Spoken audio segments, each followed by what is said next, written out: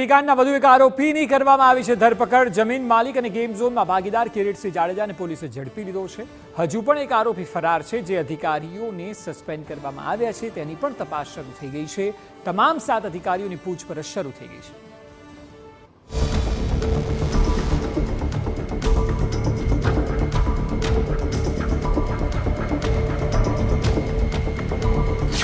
અગ્નિકાંડમાં તપાસનો ધમધમાટ તેજ।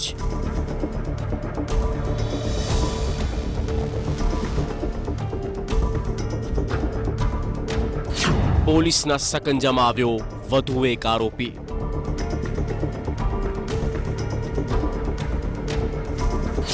અધિકારીઓની પૂછપરછ પણ થઈ શરૂ।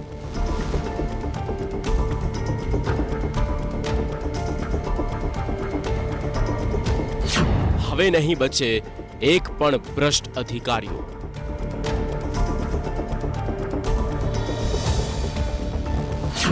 જવાબદાર અધિકારીઓની નક્કી થશે જવાબદારી। રાજકોટ અગ્નિકાંડમાં મોતને ભેટનાર 28 લોકોને ન્યાય અપાવવાની લડાઈ હવે તેજ થઈ ગઈ છે। દુર્ઘટનાના 4 દિવસ બાદ હવે તપાસ એજન્સીઓએ તપાસનો ધમધમાટ તેજ બનાવ્યો છે। પૂર્વ ટાઉન પ્લાનિંગ ઓફિસરની ક્રાઇમ બ્રાન્ચ દ્વારા પૂછપરછ શરૂ કરવામાં આવી। એમડી સાગઠિયાની પૂછપરછ કરાઈ। ટીપીઓ પદે સાગઠિયાને દૂર કરવામાં આવ્યા। ટાઉન પ્લાનિંગ બાદ ફાયર વિભાગના અધિકારીની પૂછપરછ હાથ ધરવામાં આવી। ફાયર ઓફિસર બીજે ઠેબાની પૂછપરછ કરવામાં આવી। ક્રાઇમ બ્રાન્ચ ખાતે પૂછપરછ કરાશે। ક્રાઇમ બ્રાન્ચ દ્વારા બીજે ઠેબાનું નિવેદન નોંધવામાં આવશે। એફઆઈઆર દાખલ કરતા સમયે અગ્નિકાંડ મામલે બીજે ઠેબા પોતાનું નિવેદન તાલુકા પોલીસને આપી ચૂક્યા છે। રાજકોટમાં ટાઉન પ્લાન વિભાગ ફાયર બાદ હવે વીજળી વિભાગના અધિકારીઓને તેડું મળ્યું છે। પીજીવીસીએલના ડેપ્યુટી એન્જિનિયરને પણ ક્રાઇમ બ્રાન્ચનું તેડું। એસકે ચૌહાણને પણ ક્રાઇમ બ્રાન્ચની ટીમ લેવા માટે ગઈ હતી। પીજીવીસીએલના અધિકારીના પણ નિવેદન લેવામાં આવશે। રાજકોટ પોલીસે અગ્નિકાંડના વધુ એક આરોપીની ધરપકડ કરી છે। પોલીસે જમીનના માલિક કિરીટસિંહ જાડેજાની ધરપકડ કરી છે। ટીઆરપી ગેમ ઝોનના કિરીટસિંહ જાડેજા મુખ્ય આરોપી છે। આરોપીનો ભાઈ અશોકસિંહ જાડેજા હજુ પણ પોલીસ પકડથી દૂર છે। જમીનની માલિકીની સાથે આરોપીઓ ગેમ ઝોનમાં ભાગીદાર પણ હતા।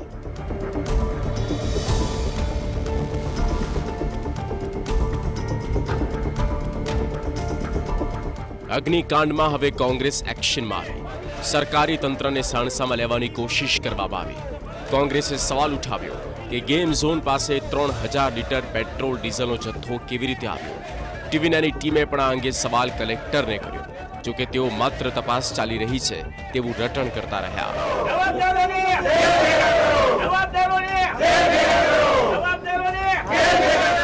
પોતાનું જે અહેવાલ છે એ લોકો એફએસએલ સાથે અને એ બધું ટેલી કરી એ લોકો ઇન્વેસ્ટિંગ ઓફિસરશ્રીને આપશે। સર એક બોટલ નાની એવી લેવા જાય તો પેટ્રોલ મળતું નથી, પણ આટલું બધું પેટ્રોલ આવ્યું ક્યાંથી, એ કોઈ તપાસ થઈ છે અત્યાર સુધી? જી, એ જ પુરવઠા વિભાગ તપાસ કરી રહ્યું છે।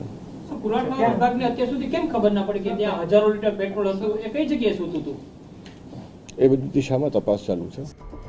અગ્નિકાંડ બાદ રાજકોટ મહાનગરપાલિકાના મેયર ખાતરી આપી રહ્યા છે કે હવે રાજકોટમાં આવી દુર્ઘટના ન સર્જાય માટે ખાસ કામગીરી કરવામાં આવશે।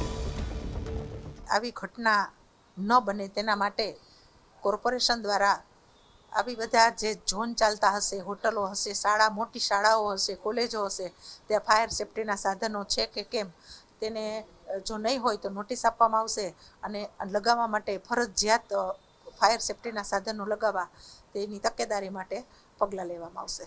અત્યાર સુધી જોઈએ તો કોર્પોરેશને ખૂબ સારી કામગીરી કરી છે કે જે લોકો પાસે ફાયર એનઓસી નહોતી તેની ફરિયાદ પણ હવે દાખલ કરવામાં આવી। પણ એવું લાગી રહ્યું છે બેન કે દીવા તળે અંધારા જેવી સ્થિતિ અત્યાર સુધી ચાલતી હતી। આટલા એકમો ફાયર એનઓસી વગર કઈ રીતે ચાલી શકે, આપને લાગે છે?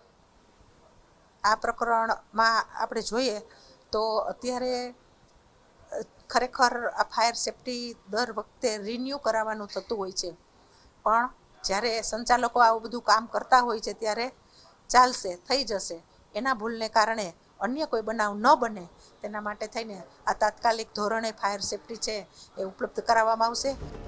જો કે સવાલ એ છે કે આ પહેલા જ મહાનગરપાલિકાનું તંત્ર જાગી ગયું હોત તો આવી સ્થિતિ ઊભી ના થાત. ત્યારે હવે તમામ એજન્સીઓથી લઈને મહાનગરપાલિકાનું તંત્ર કામગીરી તો કરી રહ્યું છે. હવે જોવાનું એ છે કે આ કામગીરી કેટલા અંશે લેખે લાગે છે. Bureau report, TV9.